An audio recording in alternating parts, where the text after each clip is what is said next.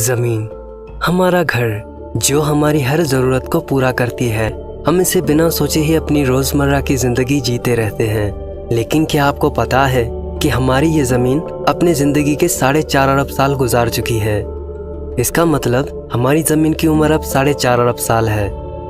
इन अरबों सालों का ये सफ़र ज़मीन के लिए काफ़ी तवील रहा, जिसमें इसने कई बार अपनी शक्ल को बदला और आज ये वाहिद सयारा है जिसमें ज़िंदगी फल फूल रही है।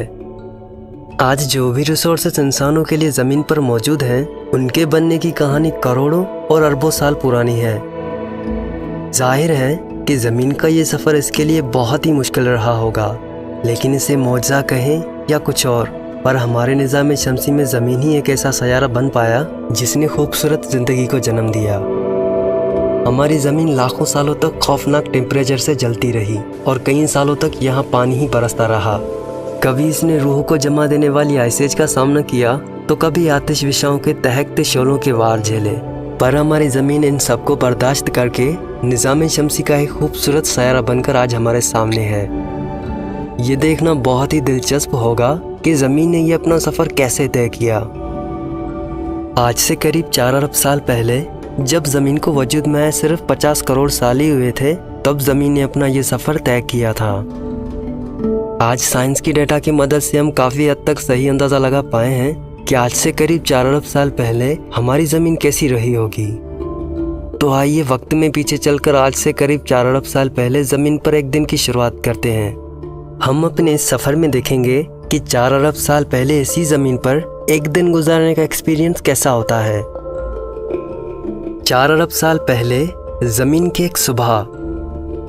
आप अपने साथ जो ऑक्सीजन मास्क लाए हैं उसे लगा लीजिए, क्योंकि इस वक्त में ज़मीन पर सांस लेना बेहद मुश्किल है। अभी यहाँ की आबो हवा ऑक्सीजन और नाइट्रोजन से नहीं बनी, बल्कि जगह जगह आतिश विषाओं धमाकों से निकलने वाली गैसों ने क्लाइमेट को जहरीला बना दिया है। लेकिन घबराने की कोई बात नहीं है। जब तक हमारे सिलेंडर में ऑक्सीजन है तब तक हमें कुछ नहीं होगा। लेकिन हम आज की ज़मीन की तरह यहाँ पूरा दिन नहीं गुजार सकते, क्योंकि अभी यहाँ पूरा दिन ही सिर्फ 6 घंटे का है, जिसमें दिन की रोशनी सिर्फ 3 घंटे ही रहती है। ऐसा इसलिए क्योंकि ज़मीन का चांद आज के मुकाबले ज़मीन के काफ़ी पास है। चांद के साइज़ और उसकी ताकत ने ज़मीन के दिनों को सिर्फ 6 घंटे पर लाकर रोक दिया है।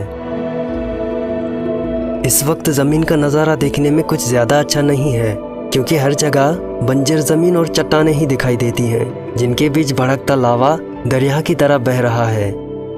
लेकिन हमें यहाँ थोड़ा मोहतात रहने की ज़रूरत है, क्योंकि आसमान से छोटी चट्टानें और एस्टेरॉइड्स की बरसात होती रहती है। थला बिना किसी रोक टोक के चट्टानों को ज़मीन की तरफ बरसाती रहती है, इसीलिए ज़रा बच के, कहीं कोई चट्टान आपसे न टकरा जाए। इस वक्त हमारे सर पर तो ख़तरा है ही, लेकिन ज़मीन भी कुछ खास मेहरबान नहीं है, क्योंकि आए वक्त यहाँ पर ज़लज़ले आते रहते हैं। लेकिन सबसे अच्छी बात यह है कि इस वक्त भी ज़मीन पर पानी मौजूद है, वो भी काफ़ी तादाद में। साइंसदान कहते हैं कि ये पानी खला से आई ऐसी चट्टान के साथ आया था जिनमें काफ़ी तादाद में पानी बर्फ़ की शक्ल में जमा था। हम समंदर में उठती कई किलोमीटर ऊंची लहरों का खूबसूरत नज़ारा ले सकते हैं, लेकिन दूर से ही, क्योंकि ये लहरें आज की लहरों के मुकाबले में कई गुना खतरनाक हैं। आसमान का नज़ारा काफ़ी हद तक आज के ही जैसा है, लेकिन सबसे बड़ी बात जो इसे आज से अलग करती है वो है चांद का एकदम पास दिखाई देना। दिन हो या रात, हम चांद को एकदम साफ देख सकते हैं। इस वक्त ज़मीन से चांद ऐसा दिखाई देता है मानो हमारे सर पर खड़ा हो, जिसकी वजह इसका ज़मीन से बेहद करीब होना है। इस वक्त चांद और ज़मीन के बीच फासला सिर्फ 25,000 किलोमीटर है, जो आज के मुकाबले 10 गुना से भी ज़्यादा करीब है। साइंसदानों ने पता लगाया है कि ज़मीन से मरीख के जितना बड़ा कोई जिस्म टकराने से चांद का जन्म हुआ था, इसीलिए वो 4 अरब साल पहले ज़मीन के काफ़ी करीब था, जो धीरे धीरे से दूर होता गया। चांद इतना करीब है कि उसकी ताकत को हम ज़मीन पर महसूस कर सकते हैं। चांद की ग्रेविटेशनल फोर्स से समंदर की लहरें कई किलोमीटर ऊंचाई को छू जाती हैं। इतना करीब होने की वजह से चांद पे हो रहे आतिश विषा धमाके और उस पर बने खड्डों को हम एकदम साफ देख सकते हैं। दिन अब ख़त्म होने को है। सामने डूबते हुए सूरज का नज़ारा आज ही के जैसा है। पर फ़र्क सिर्फ इतना है कि यहाँ इसकी खूबसूरती को कैमरे में कैद करने वाला कोई नहीं है। अब चलिए चलते हैं वापस 2022 में। ये वीडियो साइंस की डेटा पर मबनी है जिसे मैंने अपने तरीके से एक्सप्लेन किया है और मैं उम्मीद करता हूँ कि ये मेरी कोशिश आपको पसंद आई होगी। तो आज की वीडियो में बस इतना ही।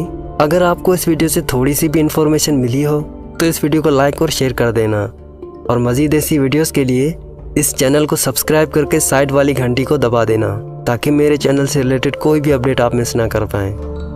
मिलते हैं किसी और वीडियो में, तब तक अपना बहुत सारा ख्याल रखना। अल्लाह हाफिज़।